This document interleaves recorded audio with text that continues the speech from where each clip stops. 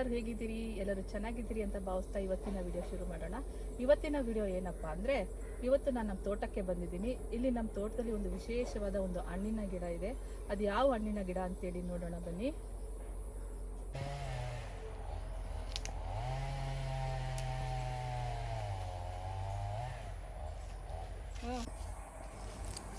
ಬನ್ನಿ ಹೋಗೋಣ.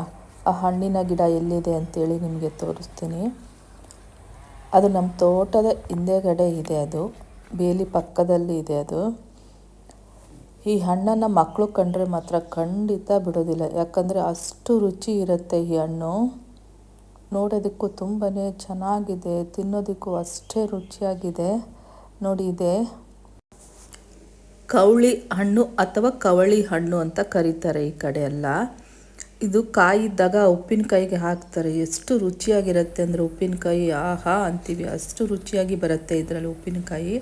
ಮತ್ತು ಇದು ಮೇ ಅಥವಾ ಜೂನ್ ಜುಲೈ ಅಲ್ಲಿ ಗಂಟ ಇದು ಹಣ್ಣು ಬಿಡತ್ತೆ. ಹಣ್ಣು ಆಗೋದಕ್ಕೆ ಮುಂಚಿತವಾಗಿ ಇದು ಕಾಯನ್ನು ಕಿತ್ಕೊಂಡೋಗಿ ಉಪ್ಪಿನಕಾಯಿ ಹಾಕ್ತಾರೆ. ಎಂಥ ರುಚಿ ಇರುತ್ತೆ ಗೊತ್ತಾ. ಹಾಗೆ ಮಕ್ಕಳು ಕಂಡ್ರೆ ಅಂತೂ ಖಂಡಿತ ಇದನ್ನು ಬಿಡೋದಿಲ್ಲ. ನೋಡಿ, ಈ ರೀತಿ ಕಾಯಿ ಇದ್ದಾಗ ಇದನ್ನು ಉಪ್ಪಿನಕಾಯಿಗೆ ಯೂಸ್ ಮಾಡ್ತೀವಿ. ಮತ್ತು ಈ ರೀತಿ ಹಣ್ಣಾಗಿಬಿಟ್ರೆ ಅಂತೂ ದ್ರಾಕ್ಷಿಗಿಂತ ತುಂಬಾ ರುಚಿಯಾಗಿರುತ್ತೆ. ಮತ್ತು ಇದರಲ್ಲಿ ಆರೋಗ್ಯಕರವಾದ ಮೆಡಿಸಿನ್ ಕೂಡ ಇದೆ ಅಂತ ಹೇಳ್ತಾರೆ.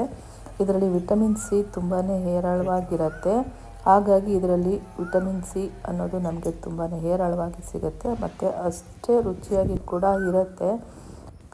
ಈ ಗಿಡ ಏನು ತುಂಬ ದೊಡ್ಡದಾಗಿರಲ್ಲ, ಆದರೆ ಈ ಗಿಡದಲ್ಲಿ ತುಂಬಾ ಮುಳ್ಳಿರುತ್ತೆ. ಹಣ್ಣನ್ನು ಕಿತ್ಕೊಳ್ಬೇಕಾದಾಗ ತುಂಬಾ ಹುಷಾರಾಗಿ ಹಣ್ಣನ್ನು ಕಿತ್ಕೊಳ್ಬೇಕು, ತುಂಬಾ ಮುಳ್ಳಿರುತ್ತೆ.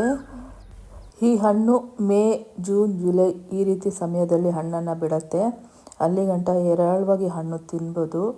ಮತ್ತು ಉಪ್ಪಿನಕಾಯಿ ಕೂಡ ಈ ಸೀಸನಲ್ಲಿ ತುಂಬಾ ತಗೊಂಡು ಹಾಕ್ಕೊಳ್ತಾರೆ. ನೋಡಿ, ಈಗ ನಾನು ಹಣ್ಣನ್ನೆಲ್ಲ ಕಿತ್ಕೊಳ್ತೀನಿ. ಸ್ವಲ್ಪ ಹಣ್ಣನ್ನು ಕಿತ್ಕೊಳ್ತೀನಿ ನಾನೀಗ. ಈ ಕಡೆ ನಾನು ಹಿಂದೆಗಡೆ ತುಂಬ ಬರೋದು ಕಮ್ಮಿ. ಈ ಹಣ್ಣಿಗೋಸ್ಕರ ನಾನು ಈ ಕಡೆ ಬಂದಿದ್ದೀನಿ. ನೋಡಿ, ಈ ರೀತಿ ಇರುತ್ತೆ ಹಣ್ಣು. ಕಾಯಾದಾಗ ಈ ರೀತಿ ಇರುತ್ತೆ, ಹಣ್ಣಾದಾಗ ನೋಡಿ ಸೇಮ್ ದ್ರಾಕ್ಷಿ ಥರನೇ ಇರುತ್ತೆ. ಎಷ್ಟು ಚೆಂದ ಇದೆ ನೋಡಿ. ಖಂಡಿತ ಎಲ್ಲರೂ ಸಿಕ್ಕಿದರೆ ಊರ ಕಡೆ ಹೋದಾಗ ಈ ಹಣ್ಣನ್ನು ಬಿಡಬೇಡಿ. ಗೊತ್ತಿರೋರು ಖಂಡಿತ ಈ ಹಣ್ಣನ್ನು ಬಿಡೋದೇ ಇಲ್ಲ. ಎಷ್ಟು ಚೆಂದ ಇದೆ ನೋಡಿ. ಬನ್ನಿ, ನಾನೀಗ ಇದನ್ನು ತಿನ್ಕೊಂಡು ಹಾಗೆ ಮುಂದೆಗಡೆ ಹೋಗ್ತೀನಿ. ಅಲ್ಲಿ ನಮ್ಮ ನೆಂಟರ ಮನೆ ಇದೆ ನೋಡಿ. ಬಂದೆ ಇಲ್ಲಿ ನೋಡಿ, ಹಾಗಲಕಾಯಿ ಗಿಡನ ಹಾಕಿದ್ದಾರೆ. ಎಷ್ಟು ಚೆನ್ನಾಗಿದೆ. ಅವರೇನು ಹಾಗಲಕಾಯಿ ಜಾಸ್ತಿ ತಿನ್ನಲ್ಲ ಅನಿಸುತ್ತೆ. ಎಲ್ಲ ಯಾವ ರೀತಿ ವೇಸ್ಟ್ ಮಾಡಿದ್ದಾರೆ ನೋಡಿ. ಇಷ್ಟು ಹಾಗಲಕಾಯಿ ಹಾಗೇ ಬಿಟ್ಟಿದ್ದಾರೆ. ಈಗ ಇದನ್ನು ನಾನೇ ಕಿತ್ಕೊಂಡು ಹೋಗ್ತೀನೋ ಏನೋ. ತುಂಬ ಚೆನ್ನಾಗಿದೆ, ಫ್ರೆಶ್ ಆಗಿರುತ್ತೆ ನೋಡಿ. ಹಾಗೆ ಸ್ವಲ್ಪ ತೊಂಡೆಕಾಯಿನ ಕೂಡ ಹಾಕಿದ್ದಾರೆ. ತೊಂಡೆ ಬಳ್ಳಿ ಕೂಡ ಇದೆ ನೋಡಿ. ಫ್ರೆಶ್ ತೊಂಡೆಕಾಯಿ ಚೆಂದ ಇದೆ. ಹಾಗೆ ಸ್ವಲ್ಪ ವಿಡಿಯೋ ಮಾಡಿಕೊಂಡೆ. ಮುಂದೆ ಬಂದಾಗ ಅವ್ರ ಮನೆ ಮುಂದೆ ಎಲ್ಲ ಹಾಕ್ಕೊಂಡಿದ್ರು. ನಮ್ಮ ನೆಂಟರು ಮನೆ ಇದೆ ಪಕ್ಕದಲ್ಲೇ, ನಮ್ಮ ತೋಟ ಪಕ್ಕದಲ್ಲೇ ಅವ್ರ ತೋಟ ಕೂಡ ಇದೆ. ಈ ರೀತಿ ಹಳ್ಳಿಗಳಲ್ಲಿ ಫ್ರೆಶ್ಶಾಗಿ ಸಿಗೋವಂಥ ತರಕಾರಿ ತಿನ್ನೋದೇ ಒಂದು ಖುಷಿ. ಅಷ್ಟು ರುಚಿಯಾಗಿರುತ್ತೆ, ಅಷ್ಟು ಫ್ರೆಶ್ಶಾಗಿರುತ್ತೆ ನಿಜವಾಗ್ಲೂ. ಈ ತೊಂಡೆಕಾಯಿನೂ ಕೂಡ ನಾನೇ ಸ್ವಲ್ಪ ತಗೊಂಡು ಹೋಗ್ತೀನಿ, ಫ್ರೆಶ್ಶಾಗಿದೆ ತುಂಬ.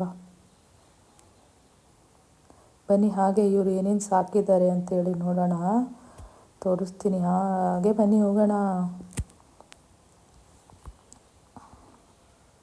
ನೋಡಿ, ಕೋಳಿಗಳನ್ನ ಸಾಕಿದ್ದಾರೆ. ಎಂಥ ಕೋಳಿ ಸಾಕಿದ್ದಾರೆ ನೋಡಿ. ಎಷ್ಟು ಕೋಳಿ ಸಾಕ್ತಾರೆ. ಆದರೆ ತುಂಬ ಕೋಳಿಗಳನ್ನ ಬಂದು ಯಾವುದೋ ಪಕ್ಷಿಗಳೆಲ್ಲ ಇಟ್ಕೊಂಡು ಹೋಗುತ್ತೆ ಅಂತ ಹೇಳ್ತಾ ಇದ್ರು. ನೋಡಿ, ಕೋಳಿಗಳು ಚೆನ್ನಾಗಿದೆ ಅಲ್ವಾ. ಹಾಗೆ ದನಗಳು ಕೂಡ ಬಂದು ನೋಡಿ, ಇಷ್ಟು ಹಸುಗಳನ್ನ ಸಾಕಿದ್ದಾರೆ. ಚೆನ್ನಾಗಿದೆ. ಹಳ್ಳಿಗಳ ಕಡೆ ಮಾತ್ರ ಈ ರೀತಿ ಎಲ್ಲ ನೋಡೋದಕ್ಕೆ ಚೆಂದ ಅಲ್ವಾ. ಸಿಟಿ ಕಡೆ ಎಲ್ಲಿ ಸಿಗುತ್ತೆ ಇದನ್ನೆಲ್ಲ ನೋಡೋದಕ್ಕೆ. ಎಷ್ಟು ಚೆಂದ ಕೋಳಿ ಮತ್ತು ಹಸುಗಳು ಎಲ್ಲ ಸಾಕಿದ್ದಾರೆ ಅಲ್ವಾ.